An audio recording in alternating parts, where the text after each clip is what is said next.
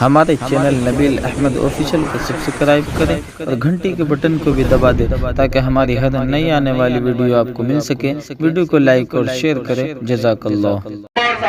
जोरदार तालियों से उनका स्वागत किया जाए।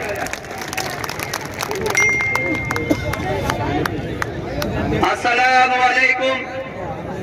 मेरी गुजारिश है कि सभी कार्यकर्ता मेरे पास आ जाए तुरंत अभी। हम वतन साथियों से प्यार भरा आदाब। इस मंच की निजामत कर रहे मौलाना अफजल साहब, इंजीनियर इंतजार मूसा साहब, यहाँ मंच पर मौजूद पश्चिम उत्तर प्रदेश प्रभारी डॉक्टर मेहताब चौहान साहब, उत्तर प्रदेश प्रवक्ता डॉक्टर पवन अम्बेडकर साहब, प्रदेश महासचिव नौफिल रोमानी साहब, मौलाना जाकिर प्रदेश सचिव मुरादाबाद, भाई साई सैदी साहब, भाई शहजाद साहब संबल से पूर्व जिलाध्यक्ष, कादिर साहब बुलंदशहर से, भाई शुएब साहब प्रदेश सचिव, मौलाना उस्मान कासमी साहब प्रदेश सचिव, मौलाना अफजल साहब, रियाज साहब विधानसभा अध्यक्ष बिजनौर, मनोवर भाई जिला मीडिया प्रभारी, डॉक्टर इफ्तिकार साहब जिनकी मिसिज सायमा और ललिता यहाँ से चुनाव लड़ रही है, हाजी मिन्ना जी जिनके नेतृत्व में यह प्रोग्राम हो रहा है, भाई साकिब चांदपुर से, अतीक अहमद साहब विधानसभा अध्यक्ष नहटोर, भाई शहजाद साहब विधानसभा अध्यक्ष नूरपुर, फरहान भाई विधानसभा अध्यक्ष बड़ापुर, एहसान पेंटर साहब विधानसभा नजीबाबाद और तमाम सम्मानित मंच, मीडिया के बंधुओं, शासन प्रशासन के लोगों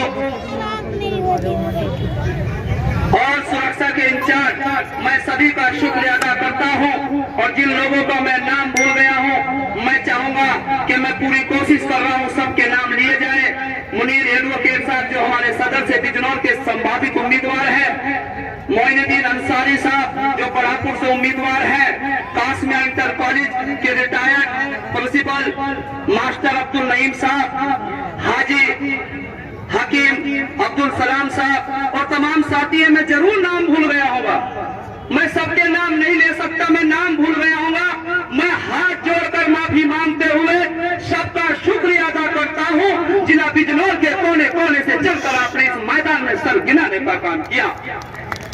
भाइयों, मुझे जिले की जिम्मेदारी दी गई, मुझे इतना परेशान किया गया, मगर आपकी दुआएं, आपका साथ मेरे साथ था। मैं शासन प्रशासन के सहयोग की इतनी उम्मीद नहीं करता था जिन्होंने हमें इतना सहयोग किया। लोगों ने अफवाह उड़ानी चाहिए कि प्रशासन आपको परमिशन नहीं देना चाहता। ना साथियों, ना ये अफवाह सपा और बसपा के लोग उड़ा रहे थे। प्रशासन ने हमारे साथ कोई ऐसा काम नहीं किया, बल्कि मुस्तैदी से हमारे साथ खड़ा हुआ है। कल मेरा टीवी हो रही थी, टीवी पर चला दिया परमिशन कैंसिल। साथियों, ये नजाकत अली को अगर जिले की जिम्मेदारी मिली है तो सपा बसपा कांग्रेस भाजपा लोकदल वाले सुन ले, ये नजाकत अली वो पहाड़ है, ऐसे बड़ा तूफान नहीं टकरा सकता। अगर उनकी पार्टी की फाइल जिस अलमारी में रखी है तो मेरे कायद की पार्टी की फाइल भी उसी अलमारी में रखी है। जिस लोकसभा में, विधानसभा में उनकी पार्टी के विधायक एमपी बोलते हैं, उसी लोकसभा विधानसभा में मेरी पार्टी के एमपी और विधायक बोलते हैं। जिस ताकत के साथ सत्ता हो या विपक्ष के लोग चलते हैं, जिलाध्यक्ष होकर, ये नजाकत अली की ताकत के साथ चलता है। अगर आप चाहते हो गाड़ी से आदमी बड़ा होता है, अगर आप चाहते हो पोशाक से बड़ा होता है, तो मेरे भाइयों, ये नजाकत अली फार्चूनर में चल सकता है, मगर तुम्हारी खिदमत नहीं, दलाली करेगा, तुम्हारी खिदमत नहीं करेगा। आज तमाम लोग मुसलमानों की रहनुमाई कर रहे हैं, मुझे डराते धमकाते हैं। प्रभारी जी यहाँ बैठे हुए हैं, पूरा जिला सुन रहा है। मैंने अपनी बात किसी से शेयर नहीं की।